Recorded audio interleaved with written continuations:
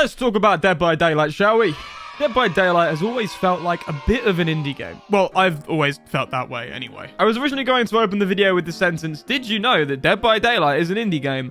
But I double checked and it's not an indie game and I have no idea. I genuinely believed it was and I cannot remember why I thought that. So it's not an indie game, but in my mind, it is an indie game. I think the main reason why I feel that way, beyond the numerous bugs and how long it takes to fix them, you know what I'm talking about. I think it's the lack of certain features that Dead by Daylight doesn't have that other games do have. The lack that it doesn't have, so the features that it doesn't make any sense. And just to be clear, this isn't a video that's going to be moaning about stuff that Dead by Daylight doesn't have. Instead, I'm going to be suggesting ideas that I think are cool and then talking about their viability and how they would change the gameplay. This is not me moaning. It's fine that Dead by Daylight doesn't have these features. Behavior, you have the exclusive rights to use any and all ideas that I present in this video. Sweet.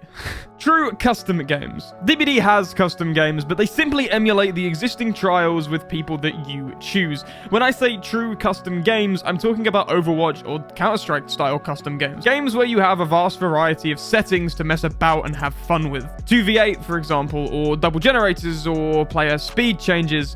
I played Overwatch religiously at launch, but didn't touch it much after those first 3 months. One of the only things that piqued my interest in it again was when they added in custom games, and people seem to spend hours creating their own game modes. You can even play a DBD game mode in Overwatch. It's not very good, but it exists. Official mod support. Similar to the true custom games, some degree of official support for game modifications would be incredible. Many other games have seen continuous success in large part due to their vast modding scene. Half-Life 2 goes without saying, but also Skyrim, Minecraft, CSGO. CSGO especially because Valve often feature mods and community contributions in official DLC packs. So they both allow and actively encourage the community to modify and improve their game, create new content for their game, rather than, you know, banning people for doing it. And that's the thing, it's not as if the game doesn't already have mods, it's just that you get banned for using them. If you want to see the limits of how far you can push DBD via mods, check out Reknak's channel, and especially this custom killer PvP game mode created by Not Poopy. Great name, by the way. This is in-engine. It's incredible. He even has the killer's ragdoll when they're killed, and custom maps. It's absurd. Custom servers. And we can't talk about custom matches and mod support without mentioning the lack of custom servers. Imagine a server browser in this game where you can pick a game mode. Imagine DBD role-playing. I would spend hours on that thing. I mean, I did spend 2,300 hours playing Dark RP and Gary's mod back in 2011. I'm more than happy to replicate that playtime in Dead by Daylight. For real though, imagine you could hop into a 2v8 or check out one of the officially supported mods on a whim. If these servers were capable of being dedicated, you'd guarantee life for the game long after behavior are done with it. I get it, you want to retain control so that you can sell cosmetics and stuff like that, but custom servers, even with custom gun skins, haven't impacted the economy of a game like CSGO negatively. On the contrary, they allow players to mess about with unofficial stuff, leading to a greater appreciation of the official stuff. By which I mean, if you want to play the main game mode and you get bored of it, you can blow off Steam with Surf or Prison Break or something like that, and it doesn't detract from the main competitive game mode that is kind of the essence of CSGO. We'll never see this in the game, but maybe in a parallel universe it was developed a dedicated server first and this sort of thing exists. If only. Custom characters. One of my absolute favorite things about older sporting games is that you can create total custom characters to fight with or play for your team. That was absolutely sick, and I'm sad that modern games don't do it. Okay, so you have your RPGs and your MMORPGs that do this really well, but it's much more fun to see characters that you've created in contexts that you wouldn't usually expect to find them. Like, yeah, if I'm playing an RPG, it's a role-playing game, I expect to be playing a character that I've created. In a game like Dead by Daylight, or a game like FIFA, where I used to be obsessed with this idea, that's much more interesting. Again, I get it, you want to sell characters and this may potentially be to the detriment of that, but I think it would be really cool.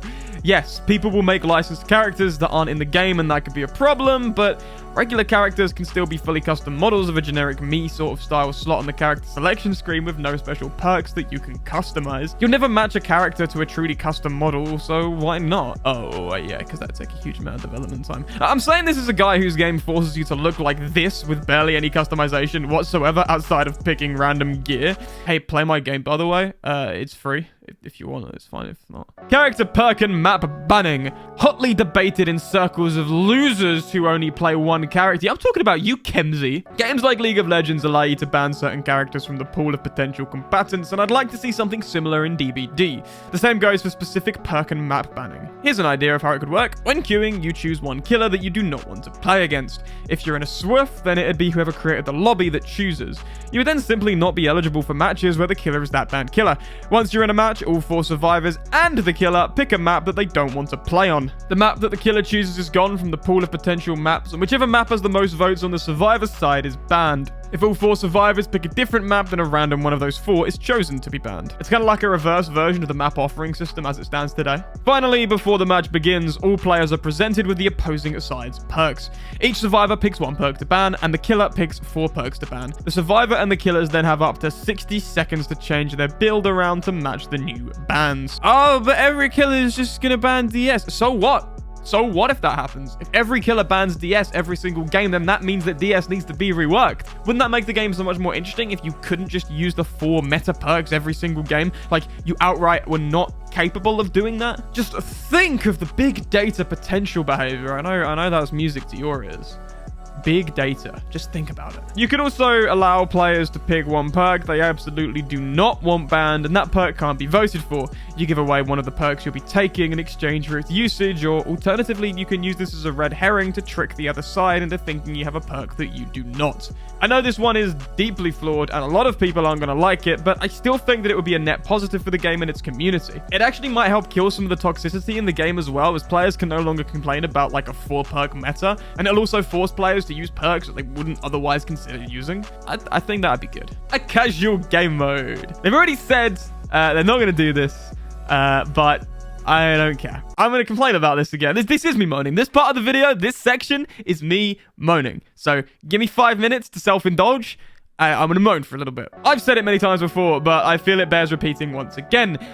I want to watch my rank increase and decrease as I do well and do poorly. I want to see other people who are above me totally wreck, and then see if I can imitate some of what they do to improve my game. I don't want an anonymous ranking system where my feelings are protected from a string of bad losses. When you lose the bad, you also lose the good. Without the disappointment and frustration of de-ranking, you don't have the absolute high of a string of wins. That is what got me hooked on DBD in the first place. I've said before that they don't show rank or even grades now in order to protect people's feelings. Like that's just a thing that they've said. They don't want elitism in the game over ranks, and they don't want people to be upset. They said it might be upsetting when your rank goes down. That's the reason why grades now, you can't go down a grade. Having a visible MMR is something that will absolutely lead to a lot of toxic elitism. Yeah. Some people get stressed out when they have a bad match and they see that go down, and it just really upsets them. And quite frankly, that's sympathetic stuff right there. If that's you, then fair enough, but you'd be better off playing another game, or alternatively, a casual game mode. Give us our rank-based progression and matchmaking back. Re-inject life into your game by making us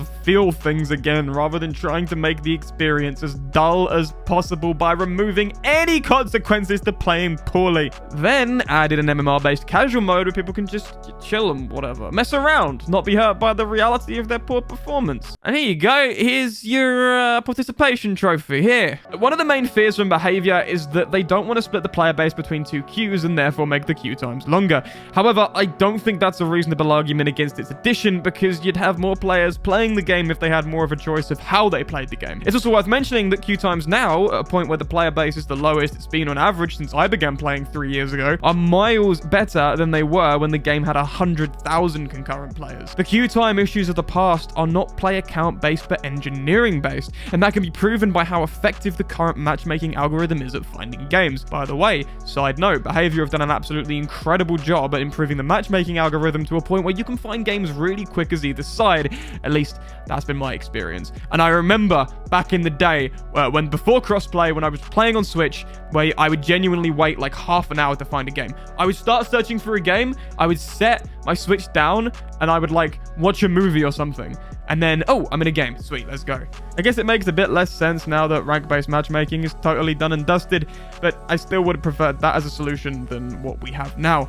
And I don't think I'm alone in feeling that way. A greater variety of objectives. They almost did this once, or at least they were certainly talking about it. DBD, as a survivor experience, has 3 phases of play. Essentially, work on objective, help a teammate, or run from killer. It's boring to hold M1 for an entire trial. It's boring to just help your teammates as well. It's super fun to run from the killer, but only a quarter of the lobby can be doing that at any given moment. Friday the 13th, meanwhile, offers players a variety of objectives to complete. Even Among Us has multiple different tasks that need doing, so why are we still limited to just holding M1 in order to progress the objective? It doesn't need to be repair generators and also do this, but it could be that repairing generators have additional factors. Among Us style minigames could pop up, for example, or you could need to do a little bit on the gen, then search around for a gear or something similar to fix onto that thing to progress any further. There are a lot of different things that can be added in without needing to change up the core premise of fixed generators and escape, and I don't think that that would be a bad thing. But that said, I wouldn't really want to see any major changes to the way that Killer is to play. It's got a breakneck pace of pressure and chase already that works really well. They're in a sweet spot with Killer, and I don't think it's worth changing that up. Voice chat. Finally!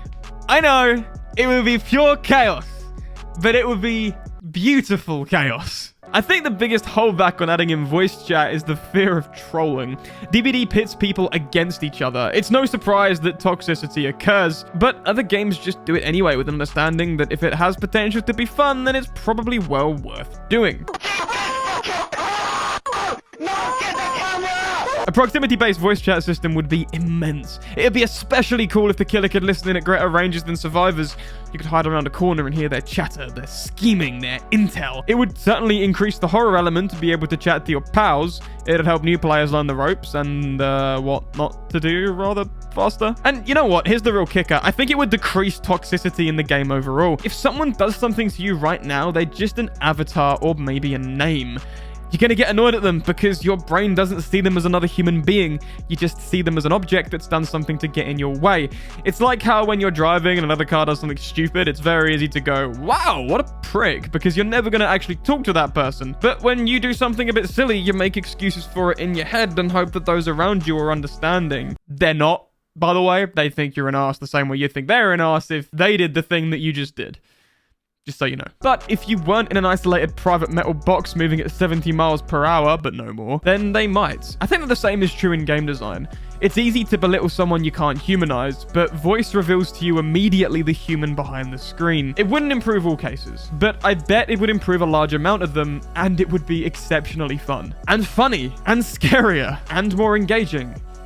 Voice chat. I mean, VHS is doing it, although I don't think it's proximity based. So there you have it. There are 8 features that I would love to see in Dead by Daylight. I don't know why I'm waving my arms around so much. I'm not used to like filming my face, so I'm like filling in like, whoa, cringe in it. Do you have any ideas? Let me know in the comments, and let me know what you think about my ideas as well, whether there are any flaws that I haven't addressed or that I haven't realized in some of these features, or whether you just like one of the ideas and one of the arguments that I put forth. A big thank you to my patrons, Microsoft, Kurt Gardner, Joelbrook182, Think Sometimes, and Channel Manager Chipstar878. Thank you for watching, and I will see you in the next one. Let me know if you're cool with seeing my face in videos like this, because it doesn't make sense for myth-busting videos, but it kind of makes sense for this kind of video where it's like a discussion. So yeah, let me know if you're cool with that, or if you think I'm hideously ugly and you hope never to see my face again. It's like I'm being interrogated. Oh, man.